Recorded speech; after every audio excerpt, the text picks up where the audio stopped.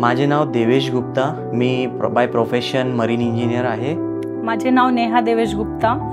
आम्ही बरीच वर्ष झाले इथेच राहतो, याच लोकेशनमध्ये, आणि आमचं असं स्वप्न होतं की स्वतःचं असं एक ड्रीम होम हवं, जेणेकरून आम्ही ईस्ट वर्ल्डला व्हिजिट केलं। ईस्ट वर्ल्डचा बेस्ट कन्सेप्ट आजपर्यंत न ऐकलेला प्रायव्हेट होम्स हा मी ऐकला। एक अजून मला यांचा कन्सेप्ट इतका छान आवडला आणि इथे ना वास्तूच्या हिशोबाने पूर्ण प्लॅन बनवला होता।